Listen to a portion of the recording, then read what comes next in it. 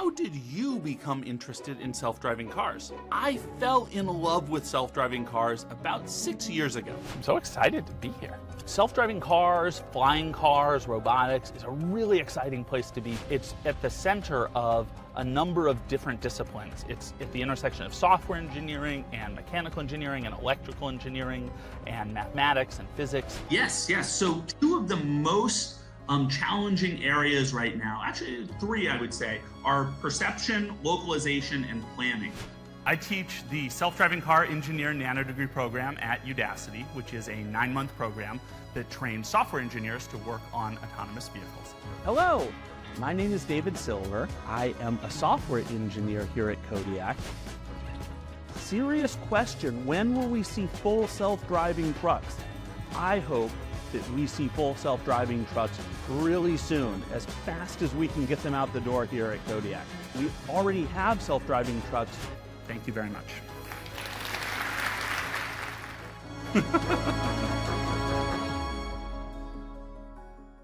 Okay, hello everybody. Hello David. So nice to meet you. I was really eager to do this interview with you, and I have lots of questions, and it's really amazing that you finally take the time to answer my questions, and I'm so happy to meet. So we've been chatting with David for about 10 minutes and looking at everybody in the comments getting ready, and thank you for those who came at 8 a.m. by the way. Thank you everybody. So we are ready to start. I don't want to have people waiting too long, so for those of you who don't know you, David, can you give some introduction to who you are, what your journey has been like so far, what you're doing currently? Sure. And thank you so much for having me. I'm so excited to be here, and it's so nice to see everyone in the chat. I see lots of names that I know and have fond memories of.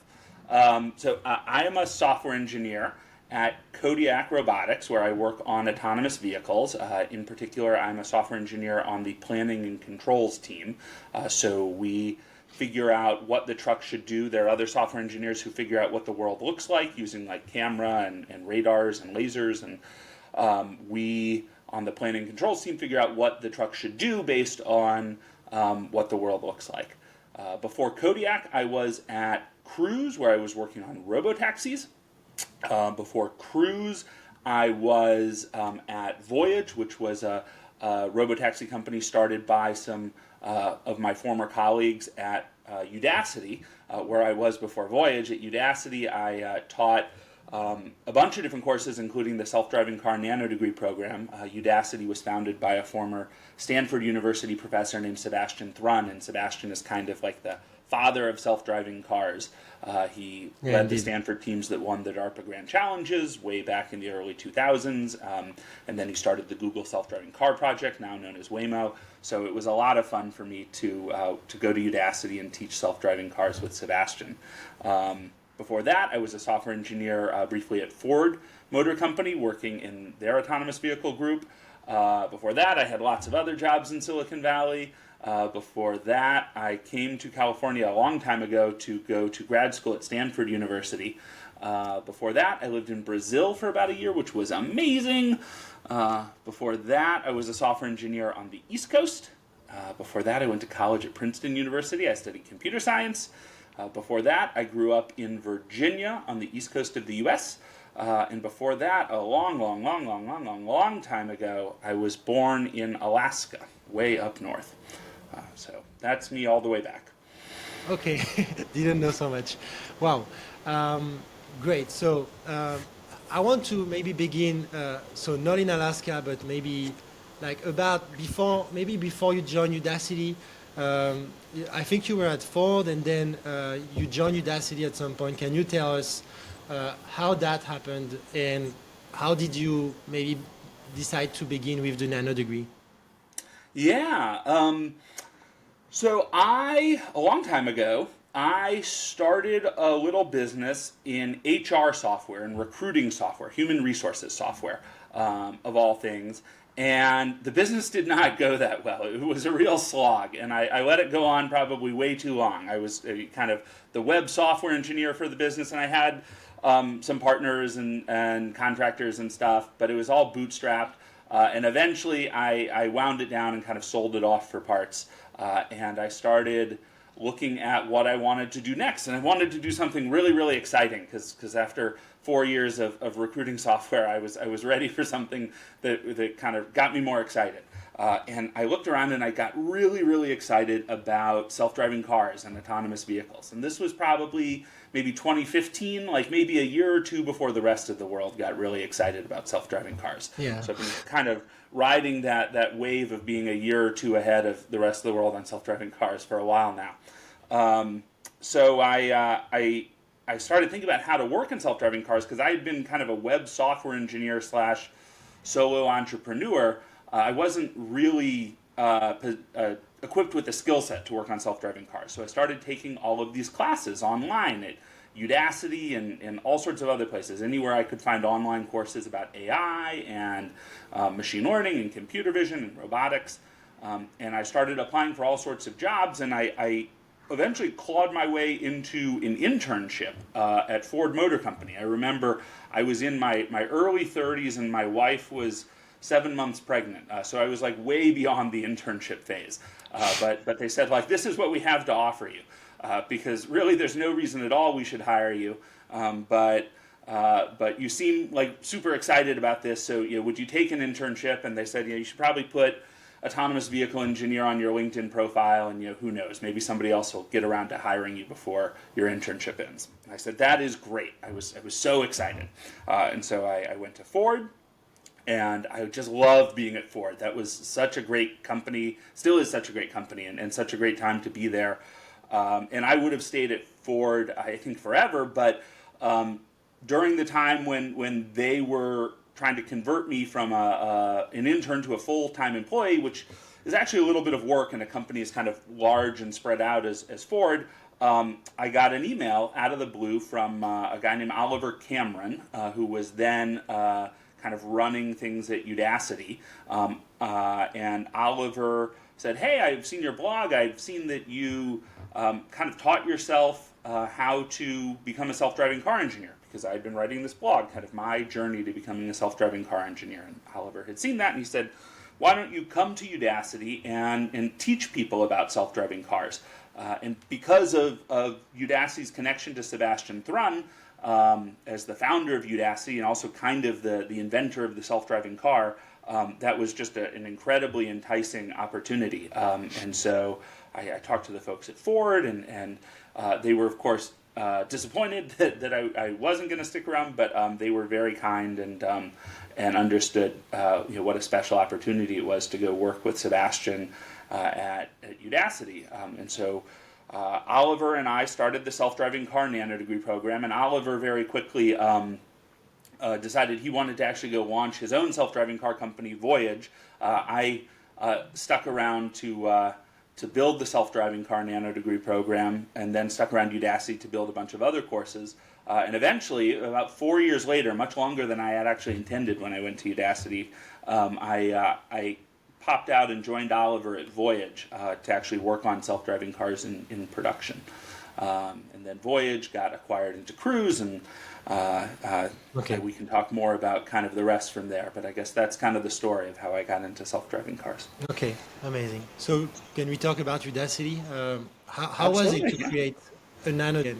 I remember back in 2017, I was in a situation where I was doing consulting in AI and a bit bored because it was mostly project management, and I did not really know, like, how do I fit in? I'm not a developer of the neural nets. I'm not the company using them, so I'm kind of in the middle stuck. And then I saw the videos, the promotion from Sebastian Thrun, and mostly the enthusiasm. It was like, you guys were so excited that I just went all in, and I enrolled in a nanodegree. Can you tell us, like, how you got this? How long did it take? How many ideas you got? How was it to create that? Yeah, I mean, it was so much fun. It was, such a great point in my career and in the careers, I think, of, everybody who was associated with it. Um, there are lots of stories I can tell you, like all the gory details about how it got built, but I think the biggest overall message is, I think there are very few times in most people's careers, certainly in my career, where the rest of the world is just really excited about what you're building. I've spent probably most of my career working on stuff that the rest of the world didn't even really know existed or care existed.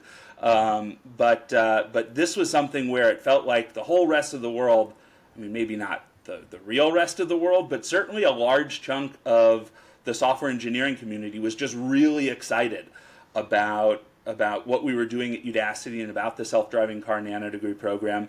And we created this Slack community, and we had all the students in the Slack community, and everyone was talking with each other and bubbling with excitement, and we were hustling to build the course as fast as we could, probably a little too fast maybe sometimes, but to just work on something that was getting so much traction and that so many people wanted to sign up for, and that people really, really cared about, was just a really special opportunity, and one that doesn't come along that often, actually. It seems like it should, but it's a rare occurrence, I think, in most careers, and a really special one in mine.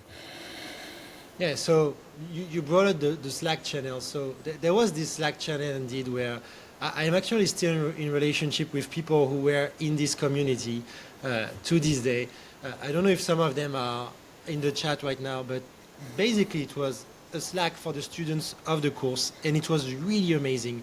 And I'm not sure how you guys did, but I saw a lot of communities online, and most of them are ghost towns. It's like, it's either some WhatsApp group or some big Facebook group with 200,000 people, but nobody speaking. And this one was really engaging. And like, what happened to make it so successful? I mean, I don't know that I know what happened in the sense that I could recreate it. I think a lot of it was circumstance. Okay. But there were things we did that, I like to think helped. So Oliver Cameron, who kind of recruited me over to build the program and was very involved, really has a presence. And he kind of, I think, drew people to the Slack community and engaged with folks.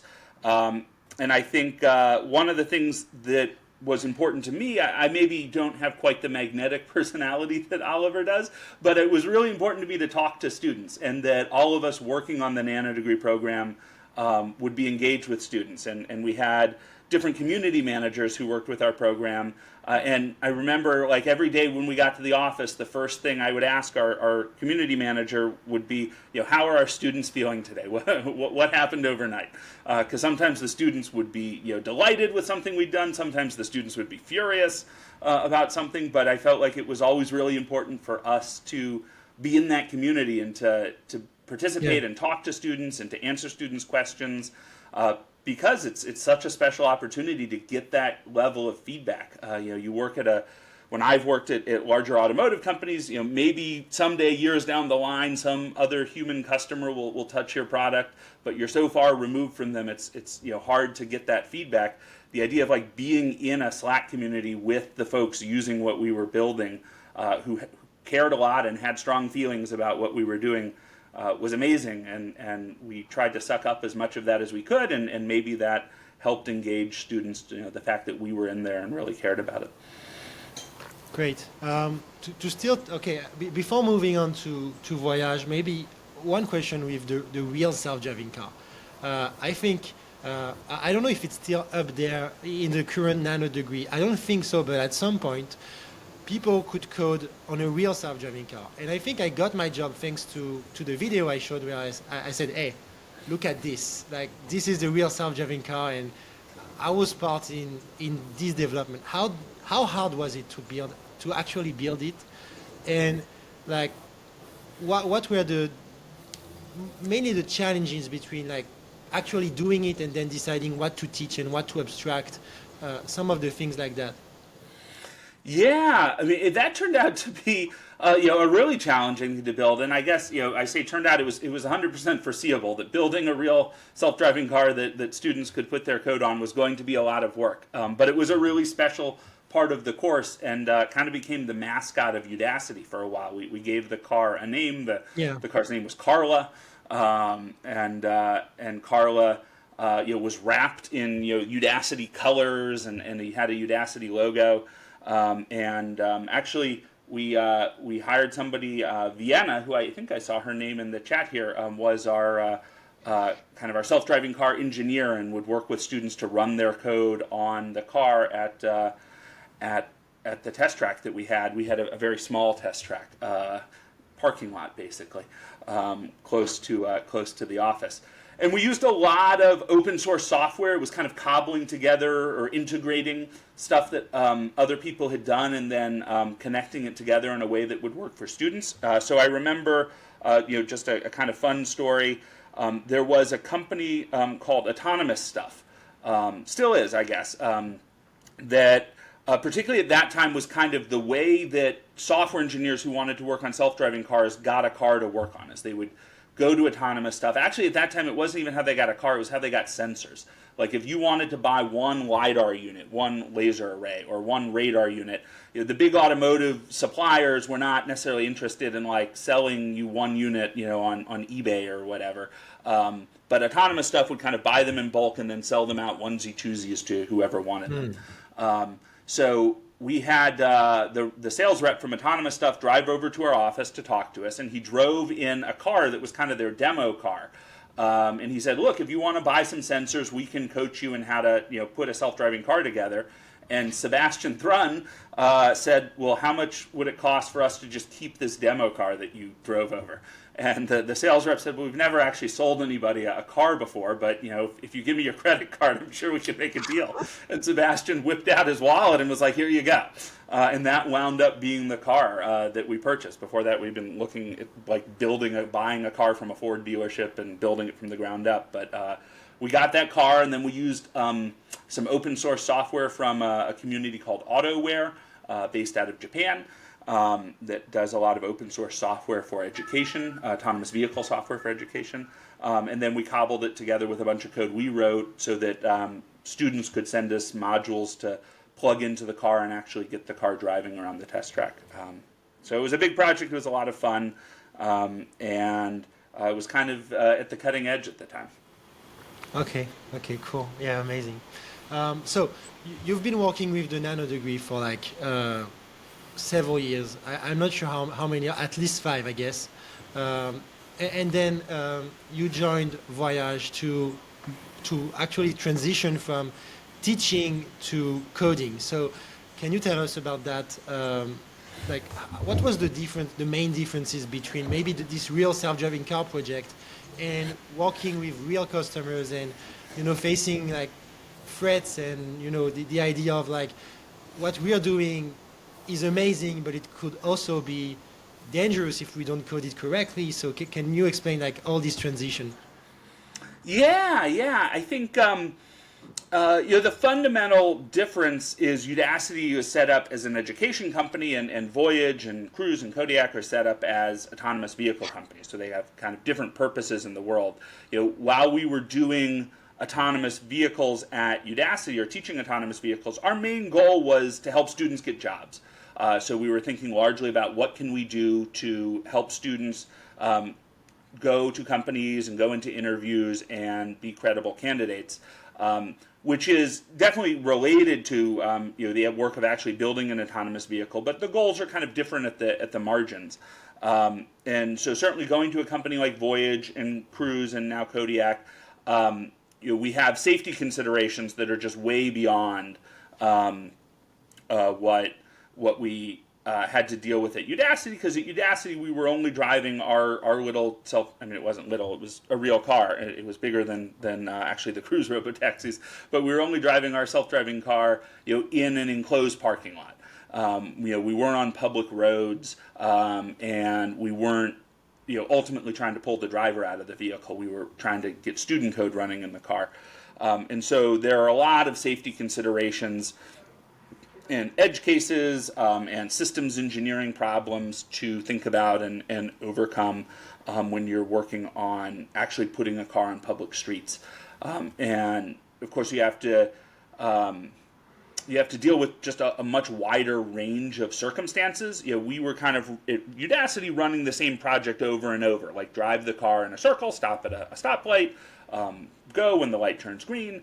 When you're actually out on public roads, you have to deal with pedestrians and cyclists and weird intersections and changing lanes, and just a much wider and richer kind of experience. So it was kind of very similar at the fundamental level, but the range of stuff you deal with when working on autonomous vehicles in the real world is just wider than you would deal with in education. Okay. And so what did you do there exactly? What was your day-to-day like?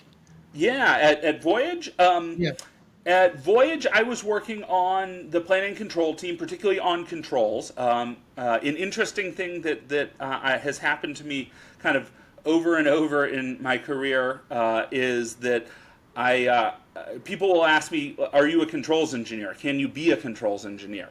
And I will say, "No, not really. I feel like controls engineers are very specialized. They know all sorts of mathematical properties about the controller."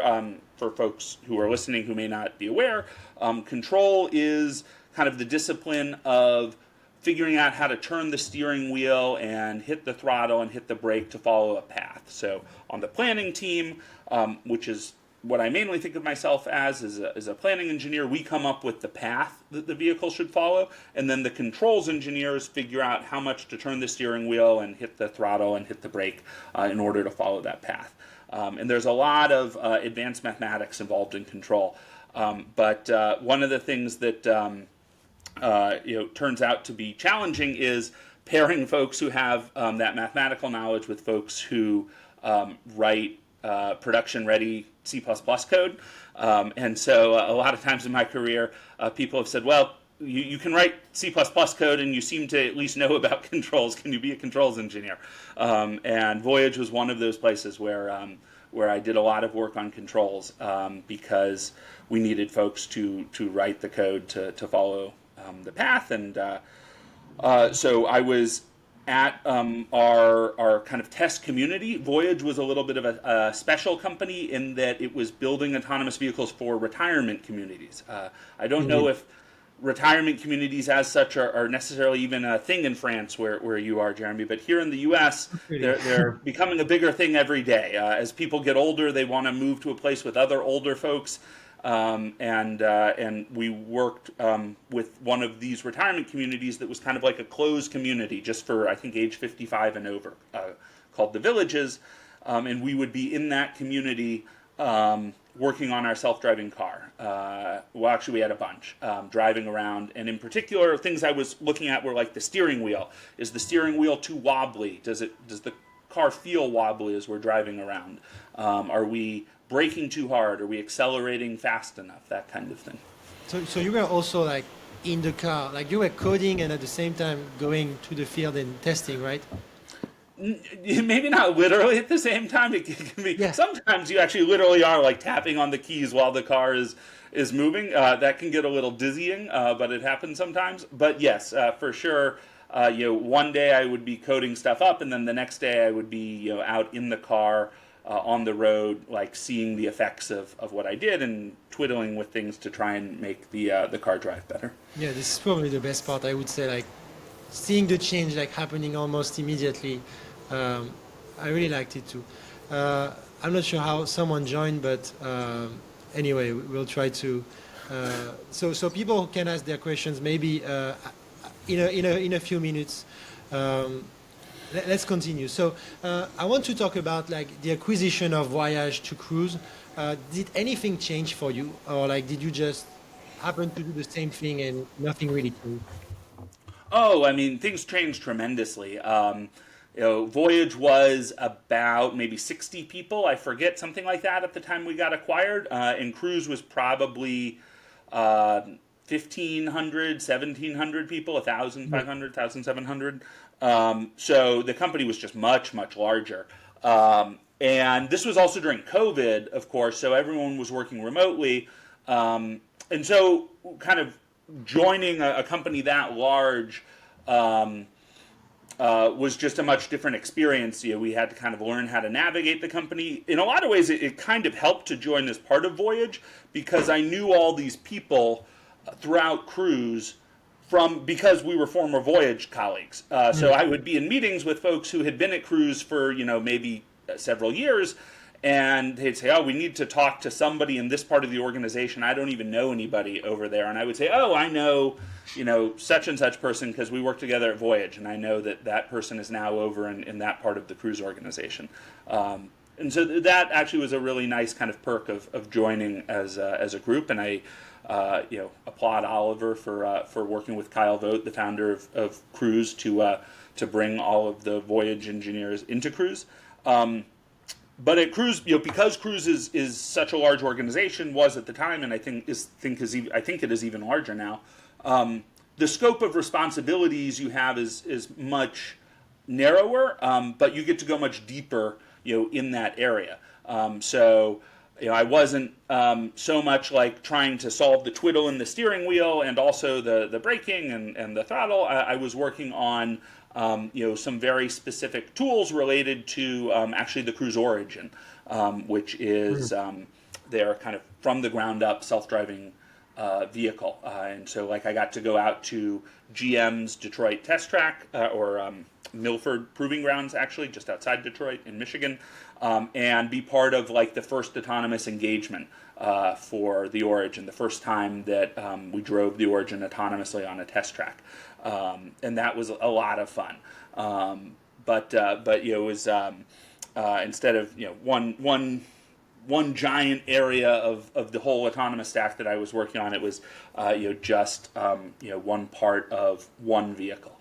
So it's kind of the difference between a small company and a big company. I think another thing at Cruise is Cruise just has such terrific engineers. Voyage did too, but some of the best software engineers I've ever worked with were at Cruise, and I think on a personal level just made me such a better software engineer getting to work with them and having them review my code. And I think the level of code quality, as you get into a larger organization, can go in a lot of different directions, but Cruise kept their level of code quality really high. It was something they care deeply about, and I really benefited from that.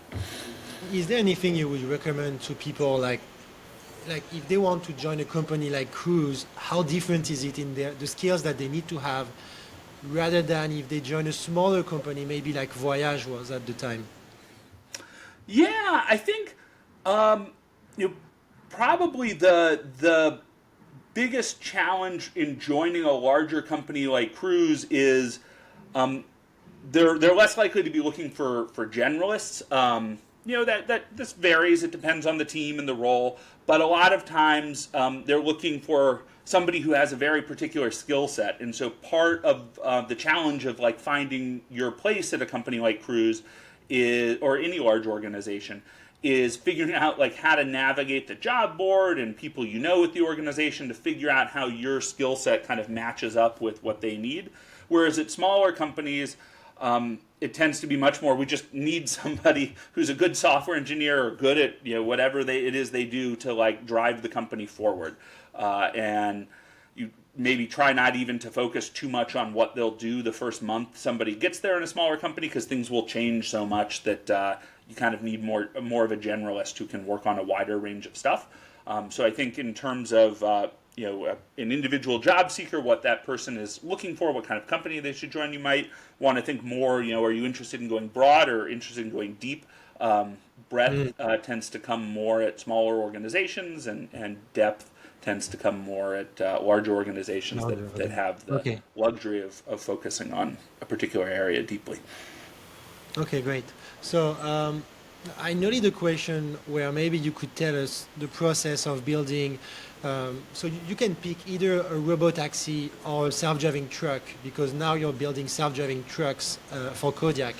Is there some kind of process, like step 0 do that and step 1 do that, and then maybe you go to step 150? And is there some kind of high-level process for building an autonomous vehicle? Where do you start?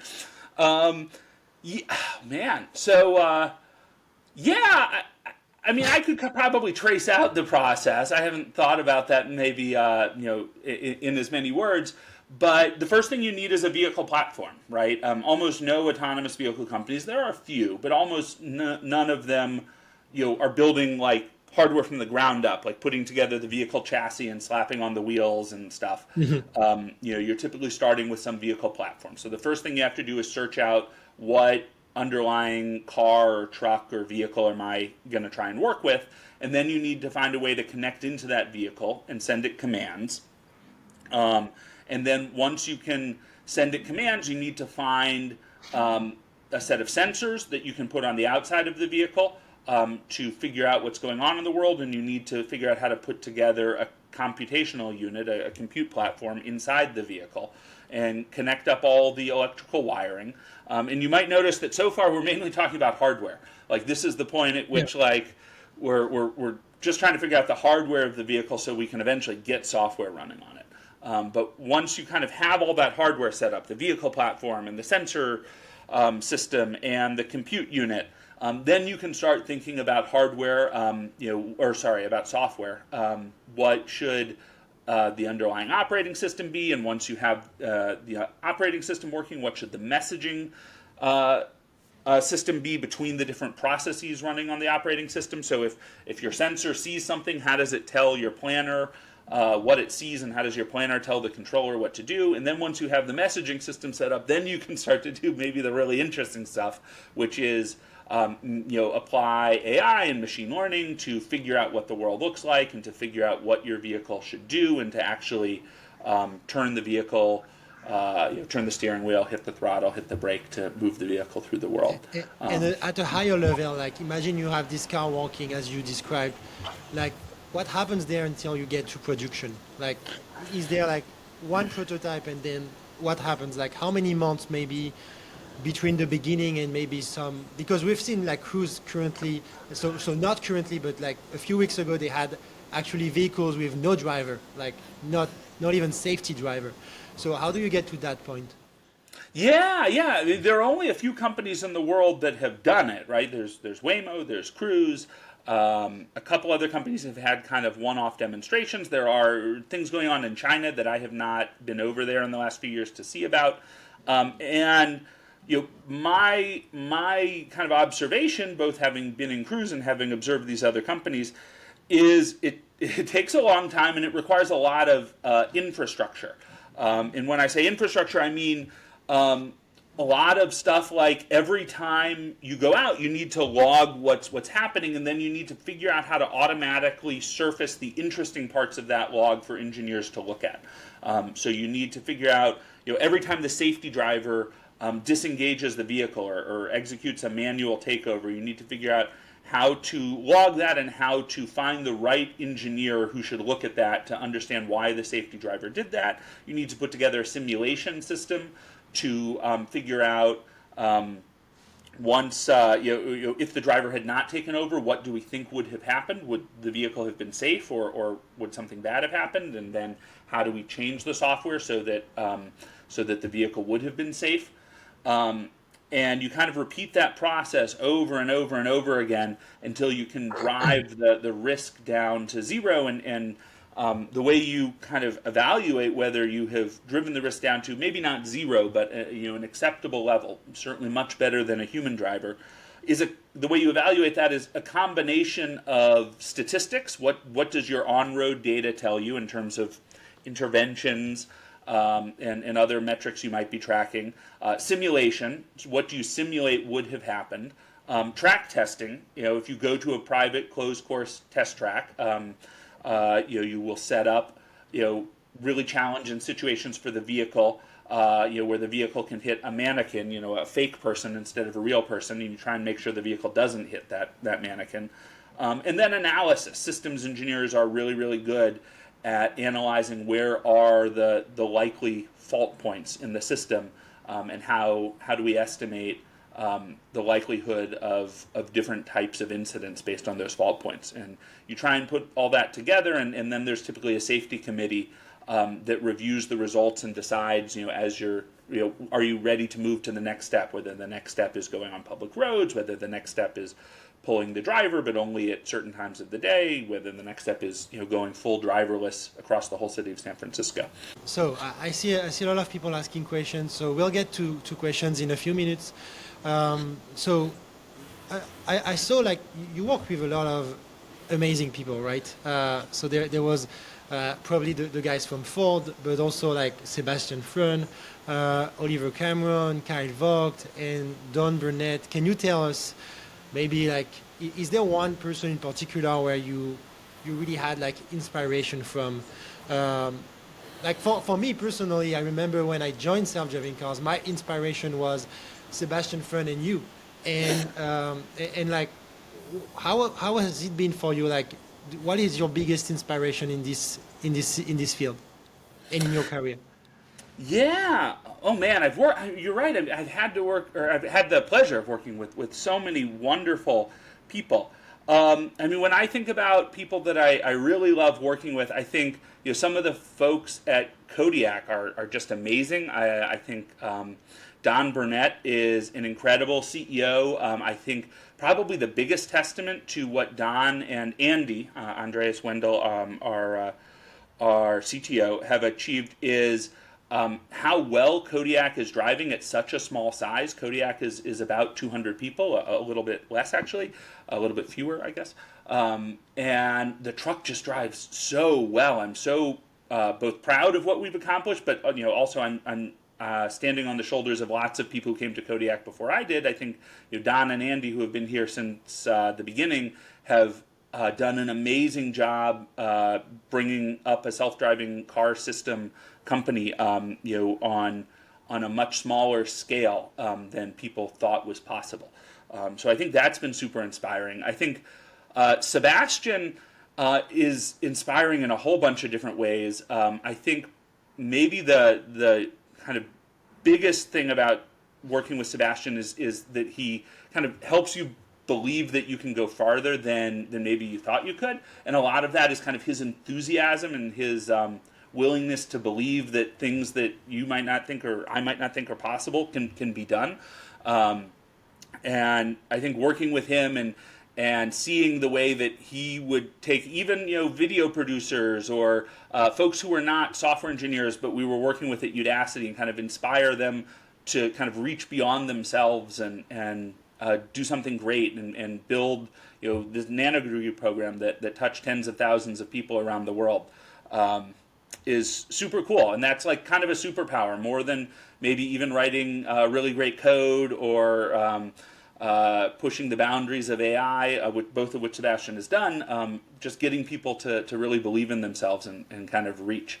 And I think one thing I learned from Kyle Vogt, who I should say I did not know personally, but I got to observe as the CEO of Cruise.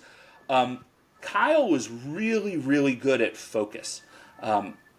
He really helped Cruise as an organization focus on just a couple of goals. I think as organizations get larger, that can be a real challenge to get everybody moving in the same direction and understanding what the company's goals are. And Kyle did a really great job kind of laying out the goals and helping keep everyone focused on going driverless in the city of San Francisco. And I think that really empowered the Cruise organization to be effective. Okay, well, yeah, indeed, that must be really inspiring to work with these people like every day, and I assume some people are like, I personally see Sebastian Freund, maybe he's hard, like tough, right, in the business, like when he's managing or telling you to do something. Am I wrong here? No, I would not describe Sebastian as tough. Sebastian is such a great person. I think what Sebastian, different people have different management styles. I think Sebastian's management style is to push for something really big and then to kind of empower people to go achieve that vision. Some people are maybe more micromanagers and they want, the daily report of what has been accomplished and how close are we to a milestone. Sebastian is much more visionary. Here's what's out there and you can go do this. And then it's your job to actually go get it done.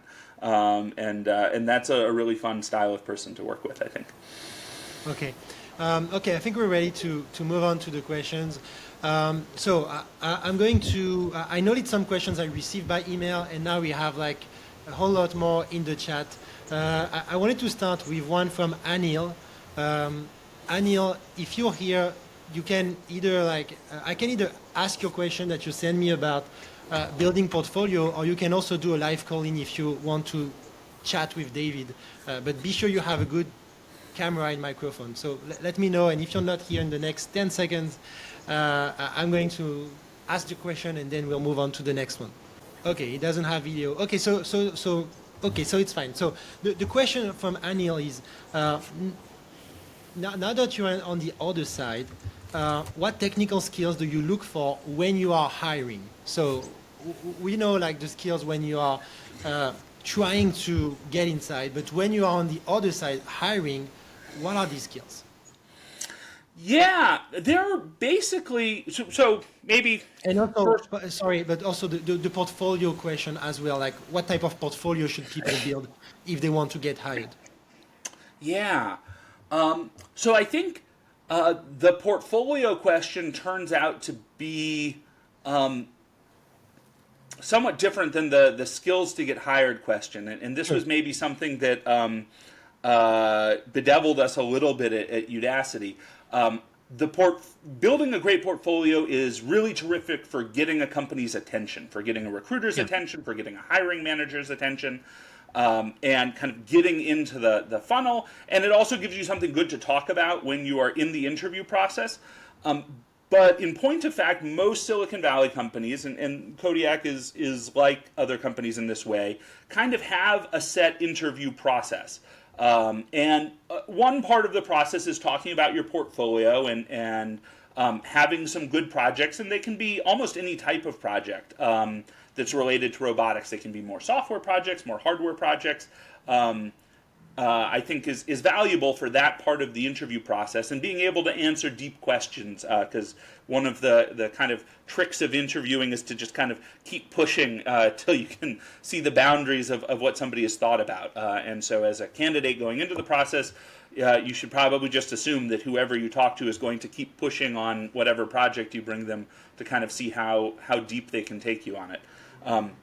But there is almost always this other part of the interview process, which are kind of set questions or problems, exercises that companies will want you to go through. And for that, your portfolio is probably less immediately relevant. Maybe some of the skills that you developed as part of building that portfolio also translate to the interview questions. Hopefully they do. But the interview questions are kind of evaluated, or your performance on them is kind of evaluated on its own standing. And so the types of questions we ask at Kodiak are designed to predict how well a candidate might do on the job. I don't think we necessarily do a perfect job at prediction, because I don't think anywhere has figured out how to do a perfect job at prediction. Predicting success on the job and in the interview process is a very hard thing. But the types of questions we ask primarily relate to robotics design on the one hand and software engineering on the other hand. I tend to focus more on software engineering, not necessarily because I believe that's important, but that's just kind of the types of questions that I've kind of been tasked to ask throughout my career. And so I will ask software engineering questions related to robotics, often things you might see on the job. So I try not to ask, abstract, how would you manipulate a matrix questions. I try and ask questions that are more good. like, imagine, you're welcome. Imagine there's a vehicle in the world and we want to move this vehicle. How would we do that? Or imagine we want to figure out what lane a vehicle is in, or how we would route a vehicle from here to there on a map. How would we do that? And then actually have people write the code. I think different interviewers have different views on this. I tend to ask people to actually write code and get the code running, simply because I find it very stressful when I'm a candidate. If it's not clear to me, should I be writing pseudocode or code that actually runs, because you can go in different directions. So I try and be very clear to candidates, let's just write code that runs, and we'll get as far as we get. So that's kind of what I ask in interviews, mainly in C++, sometimes in Python, depending on the candidate and the role. And then sometimes I will ask, and certainly other people ask, more design questions. So, imagine we have an intersection and a bunch of autonomous vehicles all coming up to this intersection, how would we design a system that navigates the vehicles through the intersection safely? Or how would we design a planning stack to achieve a certain goal? Or how would we design an entire autonomous vehicle? What are the components? And what changes if we're driving the vehicle on the highway versus on surface streets? Those kind of design questions. Great. Okay. Thank you so much. Next question for Lucas. So, Lucas, same idea. If you want to do the live calling, you have a button for it. Otherwise, I will ask you a question about PhD. Let me know. Okay. So I will ask the question. So, Lucas asks, hi, David. Do you think pursuing a PhD in autonomous driving is a good and effective journey to get the skills and knowledge to work on autonomous driving companies? I think, is it good and effective? So I did not get a PhD. I got an MBA, actually, of all things, which is very unusual for a software engineer. And I really enjoyed my MBA. I'm not sure I necessarily recommend that as a degree if you want to go into software engineering for autonomous vehicles, not directly related, although I had a lot of fun. A PhD in autonomous vehicles is much more relevant and definitely a path that lots and lots of people have pursued and quite successfully. And so I don't think you can go wrong with a PhD. I think the only question is, is it even better to just go directly to an AV company and work without a PhD? My sense is the answer is probably, yeah, maybe skip the PhD if you are able to get hired directly into an autonomous vehicle company. I think the main function of a PhD really is to train professors. Train researchers, I guess. Most researchers, I think, are professors. There are some research labs, places like Waymo Research, actually. But that's kind of a different career path, actually, than working on autonomous vehicles for kind of the same reasons that my work at Udacity was a little bit, or maybe a lot different than my work at Voyage and Cruise and Kodiak. And so I think if you are really excited about kind of teaching and researching, and I've done less research, but I've done a lot of teaching, and I can tell you it's a very rewarding career path. And I think if you're interested in that, then a PhD is a great way to go. Or if you're not sure, a PhD can be kind of a great way to postpone that decision and maybe learn more about what you want in life. But if you are pretty sure that what you want to do in life is work on production autonomous vehicles, I might say like the marginal value of a PhD might not be that high. On the other hand, my manager, Felix at Kodiak, has a PhD from Carnegie Mellon, one of the world's great robotics institutions, and is a terrific autonomous vehicle engineer, as are most PhDs I've worked with. So nothing against PhDs. It's a great way to get into the field. So it just kind of depends on what you're looking for. Okay, thank you. Next question from Vijay. Vijay, same ID. You had an interesting question about remote jobs. Do you want to ask the question or should I? He's answering. Hello, Vijay. Okay, so maybe I'll ask the question. So basically the question is like, how does that work if there are not many self-driving car companies around people? So I had this question a lot with people in India, but there are other countries where maybe there aren't many companies around. How do you do, like you mentioned the COVID and maybe the remote job, is that an option for these people who are, or should they really like get a visa and just get to the US and work on autonomous driving? I wish I had a more uplifting answer, but I think the real honest answer is get a visa and get to the US. Okay. I don't think it means it's impossible to do it otherwise, and I think there are interesting questions about can you be remote from within the US. Kodiak is a very remote-friendly company. Cruise is remote-friendly for many roles. I think post-COVID, a lot of companies are much more remote-friendly than they were pre-COVID. It seems like that remote friendliness is tougher to achieve outside the U.S., not so much because people have any particular bias against outside the U.S. Most people I work with at Cruise and Kodiak come from other countries. It's more the legal and regulatory and tax implications of trying to employ and pay people outside of the U.S. just is very complex to get money outside of the U.S. and other things. And hopefully that's something that, like, as a world community, we can sort out. But I think for the moment, if you want to work for a U.S. company, the best thing to do is come to the U.S. Now, hopefully there will also be things like more self-driving companies in India and certainly in China.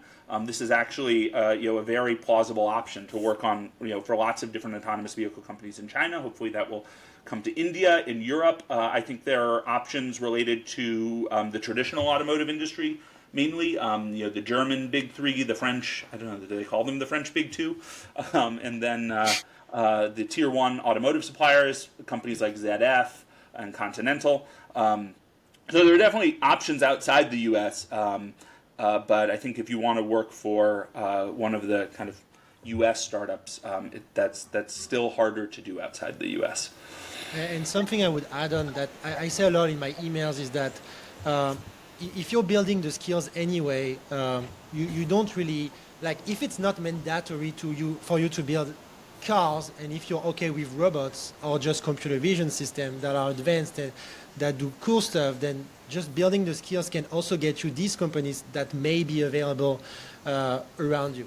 So I had a question from Udacity, who is Udacity asking a question about, let me find it. Okay, so how to get an internship at Kodiak. So I'll ask the question directly because it's really short. But you're welcome to call in and say hi if you want. But any leads on how to get an internship for you at Kodiak? And are you actually currently hiring? We are currently hiring. I have a great lead for you to get an internship at Kodiak. You can email me d.silver, d.silver, at kodiak.ai, kodiak.ai. Look on our jobs page, find the resume, or sorry, the internship that seems like the best fit for you or that you're most interested in, and send me that link plus your resume, and I'll refer you right through the system.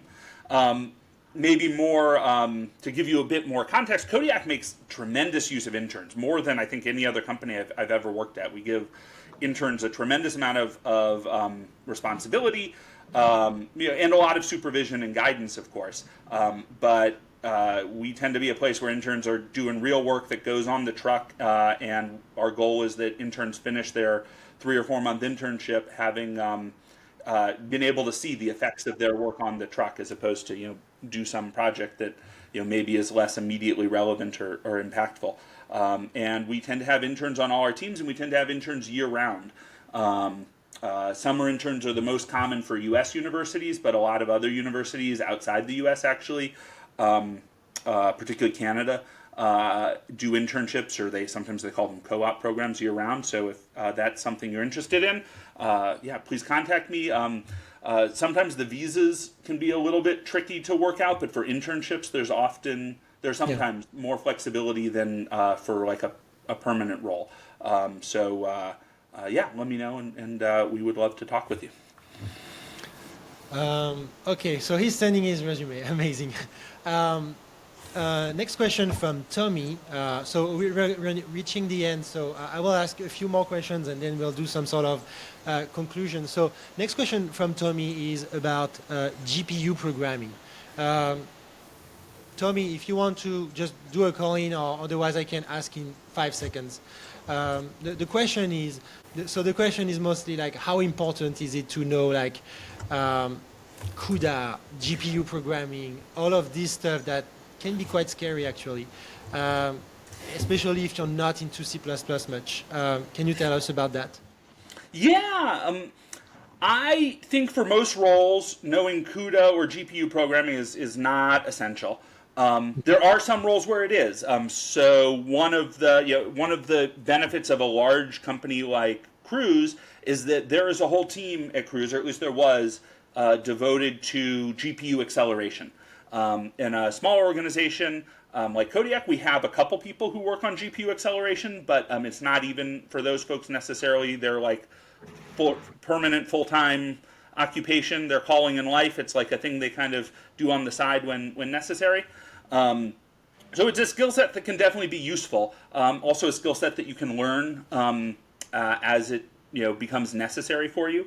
But I would say most people, even folks who are writing ML code that goes on GPUs, and actually I do not tend to write that much ML code anymore that goes on GPUs, but folks who do aren't necessarily like super fluent in CUDA. Now they may be a little bit more fluent or facile with technology or libraries like TensorRT or other acceleration libraries that will help your neural networks or your AI models, ML models run faster on the vehicle, because that's really important. But often you're still kind of at a layer of abstraction above like raw GPU programming. But I think any like extra skill sets you can bring. So there are increasing numbers of engineers out there who know how to train neural networks. There are lots of resources for learning that, which is great. But I think things you can do to help kind of stand out from the crowd or to have extra skills like being able to run inference faster, to accelerate ML models for real-time performance on something like a self-driving car, to do CUDA programming, or to be a strong C++ engineer. A lot of ML engineers work primarily in Python and are maybe nervous about C++. I would say almost all of our perception engineers at Kodiak are strong C++ engineers in addition to being strong ML engineers, because it turns out you just need so much C++ to run your models on the vehicle. So there are lots of different skills out there. You can kind of specialize in the things that speak most to you. Okay, so I'll take one last question from Marcio that asks, what are the biggest challenges and also I would add differences when working on an autonomous truck versus a car and versus whatever you also did maybe on the other side? Yeah, autonomous trucks are more different than robotaxis than I expected when I joined Kodiak. I thought they were going to be like basically the same problem in slightly different domains. They are fairly different problems. Now they're both autonomous vehicle challenges, so it's not like they're just completely different things. But there are some real differences. So some of the big differences are in a robotaxi, you can pretty much just slam the brakes and stop, and that is usually going to be like a safe maneuver. Not always. There are some edge cases you have to think about. But that's like a pretty good first pass at like, if I get in trouble, what should I do is come to a stop. On the highway, when you're driving at 55, 65 miles an hour, 100 kilometers an hour, slamming the brakes with an articulated tractor trailer vehicle configuration is not always necessarily the best thing you can do. And so you have to be more thoughtful about what are kind of my safe fallback maneuvers. So that's a big challenge. Another challenge related to the speed of highway driving is having to see much further ahead and plan much further ahead, because things come up on you faster, and your ability to react to them later, if you don't react to them now, is more limited relative to being in an urban environment where you're maybe only going like, say, 10, 15 kilometers an hour, 20, 25 miles an hour. Mm-hmm. Another thing that's different is lateral motion, kind of side-to-side motion. So in urban driving, which is where most robotaxis are, there is a kind of crazy amount of side-to-side movement. I sometimes joke that in urban driving, the lane lines are almost like suggestions. But you're constantly trying to figure out how to move through an urban environment around double-parked vehicles in ways that kind of force you to go out of the lane in order to make progress and even to be safe sometimes. Whereas in highway driving, the lanes are pretty rock solid. A lot of our logic in highway driving kind of starts with what lane are we in, what lane are other actors in, and what lane are folks trying to go to. And so you have a bit more of a structured environment there. And maybe the last thing is, or not the last thing, but one more thing to mention is kind of relates to the business case. In a robotaxi world, you have to be able to go a lot of places to be a useful service to people. People want to be able to call the robotaxi and know that it can take them anywhere in San Francisco or anywhere in the city. Whereas with a self-driving truck, we go a lot of places at Kodiak. We have a lot of highways mapped. but even if all we did was go between a few major cities, just back and forth, that's like a really useful business case. And so you don't have quite the wide range of places that you need to go in order to be economically viable the way that you might in a robotaxi. Okay, yeah. I think we can like maybe do some sort of conclusion. We saw a lot of things, right? So the people here will probably need to listen to that again. We discussed your journey through Udacity, building the Nanodegree, trying to build a real car, and then going to Voyage and retirement communities, and then Cruise and now Kodiak, and then we try to answer some questions. Can you give some sort of like final advice for people who are interested in working on autonomous driving? Yeah, I mean, I think probably the best advice I can give, although it seems maybe a little trite, is that this is just such a fun space to work in, and you really should work hard to try and find a role in the space, because it's the future and it's so cool. And relative to like all the other things you can work on, this seems like something that really, really matters and will really impact people's lives, and it's just a lot of fun to do. And so I encourage you. I know sometimes it can be discouraging if you're looking for jobs. It feels like they're just hurdle after hurdle. I know I have felt that way at times in my career. But this is something that is really worth pursuing. In terms of concrete advice, I think a lot of the work that I've done in software engineering has centered around, or a lot of the work I've done in autonomous vehicles is centered around software development. And so I think really developing deep and solid software engineering skills will help you in autonomous vehicles and also in other ventures. But I think that's maybe sometimes underappreciated, and maybe something worth emphasizing is being a really good Python engineer, being a really good C++ engineer will take you a long way in the field. Okay. So how do you see the future of that autonomous driving? Like, is it like, it's definitely like in 2017 we were saying, hey, it's coming, and then we realized it was not coming that fast, but at the same time it's also almost here. How long do you think until we get there? Yeah, I mean, the irony of autonomous vehicles is as autonomous vehicles have improved and like really arrived, the public perception of them has deteriorated. Yeah. People think they're further away now than they thought they were 5 years ago, and in fact they're much closer. In fact, they're already here. Certainly, autonomous vehicles are operating in San Francisco. Waymo, I was up in San Francisco a few days ago, and Waymos are driving around all over the place driverlessly. You can't miss them if you go up to the city. And they're in Phoenix, Arizona. And I think the future is over the next year or two, we will see them roll out to more and more cities across the U.S. And I think they will make it to Europe and the parts of Europe, certain cities in the next few years. I think within 5 years for sure there will be autonomous vehicles in lots of cities in Europe. And I think autonomous trucks. You will start to see them on the highway as well within the next 5 years, hopefully quite a bit before that, hauling freight. A lot of this, I think, will start in the U.S. because that's where the companies are, but will expand rapidly elsewhere.